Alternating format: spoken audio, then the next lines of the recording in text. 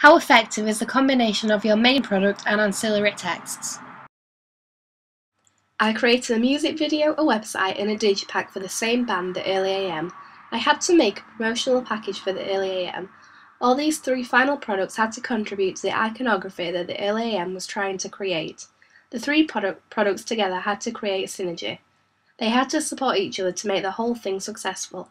I wanted to create a look that represented the subcultures, as said by Hebdige 1975, of indie rock and punk.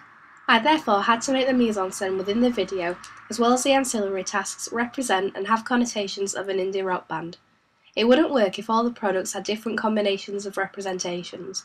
I also needed all the products to be horizontally integrated. This is where they all represent one thing, and in this case the Early AM. Rick Gordon 2003 talked about different institutions working together. If all these products had been created professionally, then all the products would have been created by different companies. Therefore, they have to come together to make one. The video was the main piece that represented the band and introduced their iconography to the audience. For example, the video was set in a run-down warehouse. It had graffiti brick walls and holes in the floor. The warehouse was important to the video as it set the location for the band and had strong connotations of punk and indie rock. It also added to the persona of the band. It gave the appearance that they had just walked in and started playing their instruments. This was because their bags were on the floor and they had cans of energy drink. As I said, this theme was followed in the digipack. The front cover of the digipack was an image of falling clock parts and a backdrop of a run-down brick wall. This helped introduce the band a lot. The falling clock parts represented rebellion, as it appeared to have been broken. It also represented the band name. They are called the Early AM. This has connotations of time, and I felt that the clock pieces created iconography of the band name. I changed the pictures, brightness and contrast, making the individual clock pieces stand out more so they jump out to an audience. Again, it represented the indie subculture as they stand out because they have an original and unusual appearance. Overall, the brick wall backdrop of both video and digipack linked together. The inside of a digipack was a large link to the video. The image inside the digipack was one of a wall from the warehouse that we actually filmed in. Firstly, I changed the image to black and white. This made it look slightly more interesting than just a plain photograph of a wall. I edited the photograph so the graffiti on the wall was in colour. Graffiti has strong connotations of rebellion, and with it being in colour it also stood out to the eye more. It told the audience that this was a theme within the band and contributed to their iconography. The remainder of the image was in black and white. The back cover of the digipack was also important. The back cover represented the laid-back attitude of the Early AM. It was an image of the band, however it wasn't staged at all, and it was taken naturally. Therefore the band were talking and messing about.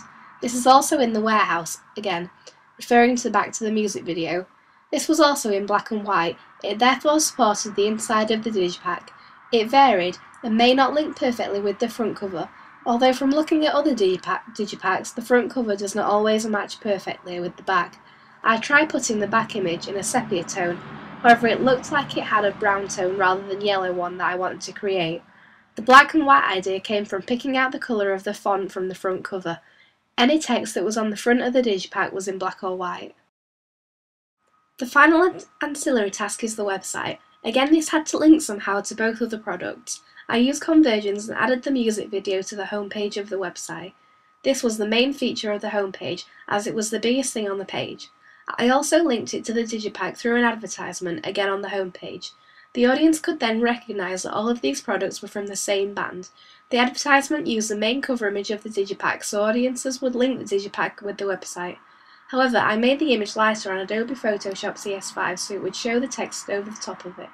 Having advertisements on the web page created synergy.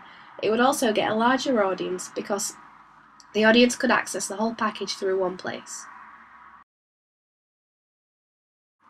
As well as linking the ancillary tasks to the main product, the two ancillaries had to link together to create synergy between the products. The digipack used the font Arial and Arial Narrow. I used simplistic fonts so that audiences will be able to spot the digipack on a shelf and read the name and title easily. I carried on the house style from the digipack to the website. I therefore used the same font and colour theme to an extent. Throughout the website, which was made on Wix.com, I used an Arial font or an Arial narrow font. One unusual aspect is that I put on the digipack was the fact that I made the band name all in capitals and the album name in lowercase. This was quite iconic, and this was carried to the website. In some places I used all lowercase, and in other places I used all capitals. Another way in which the digipack helped the effectiveness of the website was that it used the image from the front cover of the digipack on the news page of the website. This supported the text on the page, as the new album would have certainly been big news for the early AM. I changed the image to black and white as this fitted with the house style of the website. The website's house style was blue, black and white. I didn't make it have a sepia theme like the digipack, as they would release new albums in the future, and every time they did they would have to change the house style of the whole website.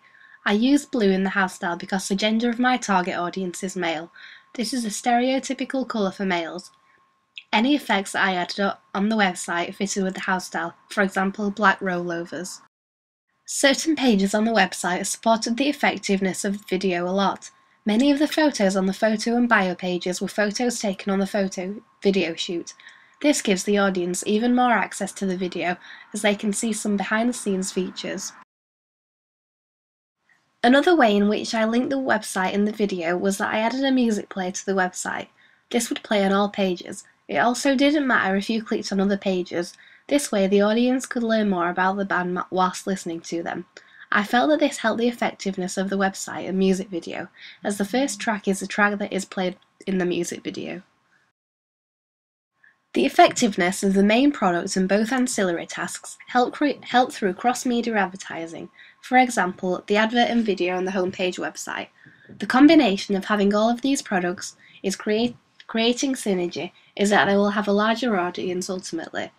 If the video was just on YouTube or Facebook alone, then it would not get much access. However, if the digipack's QR code leads to the SoundCloud page, and that leads to their website, they would see the video, and that could lead to them purchasing the album from iTunes. Overall, the products together were quite effective as they all supported each other. I also wanted the products to achieve the indie rock preferred meaning, as said by Hall 1980. I wanted the band to seem all about the music. The main aim when creating these products was to promote. I feel that they have done this. As on most of the products, you could get to other products that were in the promotional package.